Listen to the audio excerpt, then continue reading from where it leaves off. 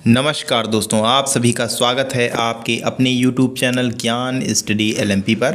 दोस्तों, आज हम लोग सामान्य ज्ञान को पढ़ने वाले हैं, जिसमें आज हम विज्ञान के प्रश्न करने वाले हैं। और विज्ञान के हम वो प्रश्न करने वाले हैं जो लगभग किसी न किसी एग्ज़ाम में पूछे गए हैं। तो आइए दोस्तों, क्लास शुरू करते हैं। क्लास शुरू करने से पहले दोस्तों, अगर आप चैनल पर पहली बार आए हैं तो चैनल को सब्सक्राइब कर लें, साथ में बेल आइकन को अंडर प्रेस कर लें, जिससे अगली क्लास की जानकारी आपको मिल सके। तो अब दोस्तों आइए क्लास शुरू करते हैं। आज का हमारा पहला प्रश्न है, तरल पदार्थ का घनत्व कम करने पर उस पर क्या प्रभाव पड़ता है?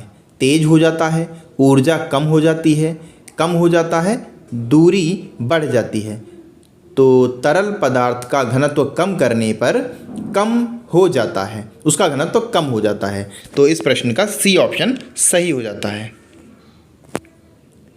सी ऑप्शन इस प्रश्न का सही हो जाता है। अगला प्रश्न है, प्रकाश वर्ष किसका मात्रक होता है? दूरी का, गति का, ऊर्जा का, द्रव्य का? तो प्रकाश वर्ष दूरी का मात्रक होता है, तो इस प्रश्न का ए ऑप्शन सही हो जाता है। आइए दोस्तों अगले प्रश्न पर चलते हैं। अगला दोस्तों प्रश्न है, टेस्ला यूनिट किस क्षेत्र से संबंधित है? चुंबकीय क्षेत्र से, द्रव्यमान से, गति से, ऊष्मा से? तो टेस्ला यूनिट चुंबकीय क्षेत्र से संबंधित है, तो यहाँ पर हमारा ए ऑप्शन सही हो जाता है। अगला दोस्तों प्रश्न है, विद्युत चालकता की इकाई क्या है? महो, मिनट, गति, आयाम? तो विद्युत चालकता की यूनिट दिए गए ऑप्शनों में महो सही हो जाएगा, यानी ए ऑप्शन हमारा सही हो जाएगा। वैसे विद्युत चालकता की इकाई सीमेंस होती है और इसका एसआई मात्रक ओम होता है, तो यहाँ पर इस प्रश्न में ए ऑप्शन सही हो जाएगा। आइए दोस्तों अगले प्रश्न पर चलते हैं। अगला दोस्तों प्रश्न है, बस में ड्राइवर के पास लगा दर्पण होता है उत्तल दर्पण, सामान्य दर्पण, अवतल दर्पण, कैमरा? तो यहाँ पर सही उत्तर हो जाएगा उत्तल दर्पण, यानी हमारा ए ऑप्शन सही हो जाएगा। अगला दोस्तों प्रश्न है, हीरे की चमक का क्या कारण है? ऑप्शन है आपके प्रकाश का बाहरी परावर्तन, बी ऑप्शन में है प्रकाश का आंतरिक परावर्तन, सी ऑप्शन में है बहुलित आंतरिक परावर्तन और डी ऑप्शन में है बहुलित बाहरी परावर्तन। तो इस प्रश्न का दोस्तों सही उत्तर हो जाएगा प्रकाश का आंतरिक परावर्तन, तो यहाँ पर हमारा बी ऑप्शन सही हो जाएगा। आइए दोस्तों अगले प्रश्न पर चलते हैं। अगला दोस्तों प्रश्न है, लोहे पर जंग लगना किस प्रकार की अभिक्रिया का उदाहरण है? भौतिक अभिक्रिया, रासायनिक अभिक्रिया, प्रतिवर्ती अभिक्रिया और डी ऑप्शन में इनमें से कोई नहीं। तो इस प्रश्न का दोस्तों सही उत्तर हो जाएगा, इसमें दोस्तों ये लोहे पर जंग लगना रासायनिक अभिक्रिया हो जाएगी, तो यहाँ पर हमारा बी ऑप्शन सही हो जाएगा।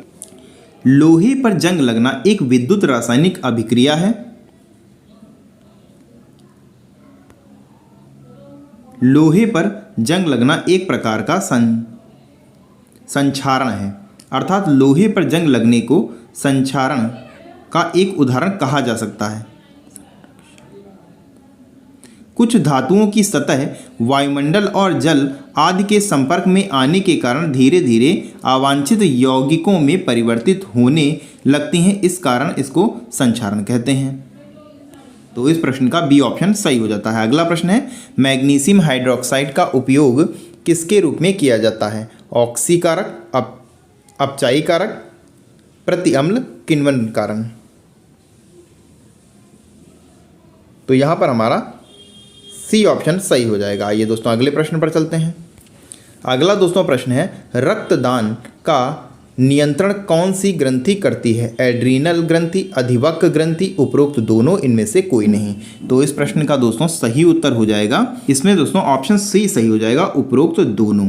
एड्रीनल और अधिवक्र ग्रंथि दोनों ही रक्तदान का नियंत्रण करती हैं, तो यहाँ पर हमारा सी ऑप्शन सही हो जाएगा। अगला प्रश्न है, हृदय का रुधिर दाब किस यंत्र द्वारा नियंत्रित होता है? अमीटर, स्फिग्नोमीटर, थर्मामीटर, इनमें से कोई नहीं? तो ये दोस्तों करता है स्फिग्मोनेमोमीटर, यानी यहाँ पर हमारा बी ऑप्शन सही हो जाता है।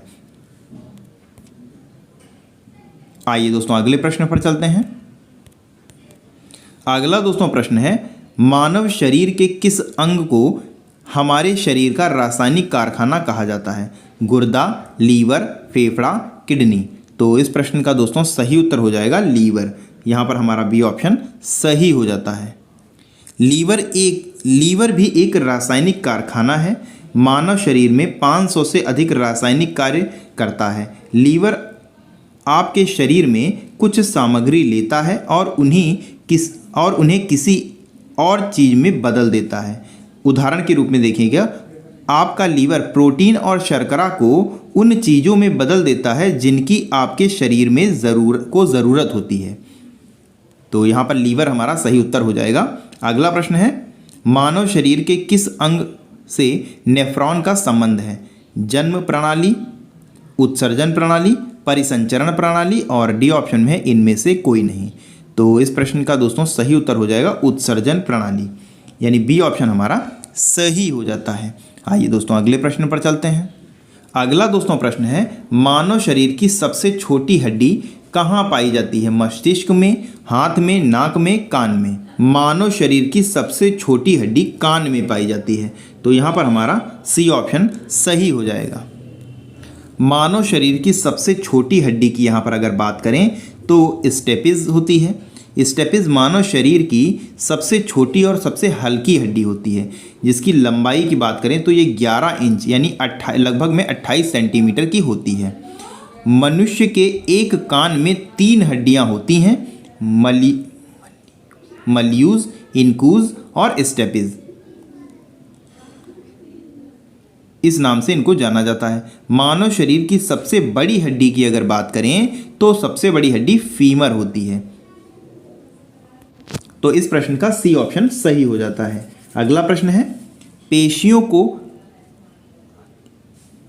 आंत से दोस्तों यहां पर होगा, अति लिख गया है, आंत से होगा यहां पर। आंत से जोड़ने वाली संरचना क्या है?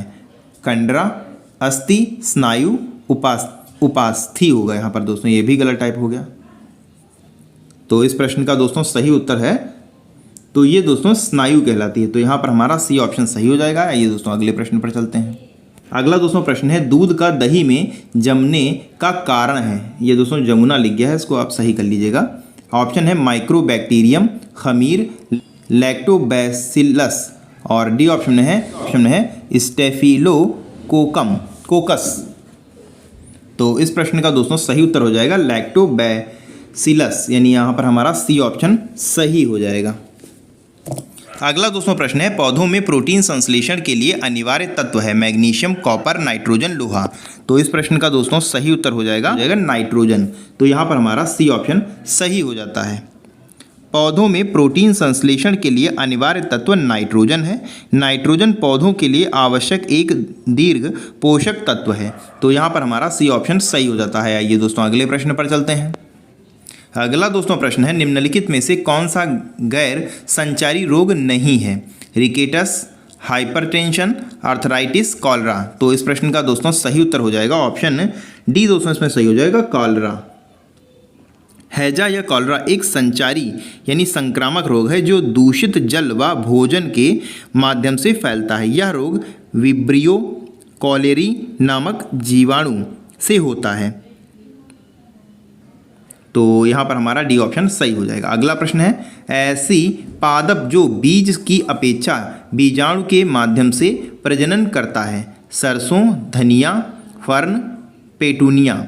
तो इस प्रश्न का दोस्तों सही उत्तर हो जाएगा फर्न। यहाँ पर हमारा सी ऑप्शन सही हो जाएगा। फर्न संवहन मंडल युक्त अपुष्पीय पौधे होते हैं। इसमें बीज की अपेक्षा बीजाणु के माध्यम से प्रजनन होता है। तो यहाँ पर हमारा सी ऑप्शन सही हो जाएगा। आइए दोस्तों अगले प्रश्न पर चलते हैं। अगला दोस्तों प्रश्न है, ध्वनि की चाल अधिकतम है? वायु में, जल में, निर्वात में, इस्पात में। तो ध्वनि की अधिकतम चाल इस्पात में होती है। ध्वनि की चाल ठोस में सर्वाधिक होती है, द्रव में ठोस से कम और गैस में सबसे कम होती है।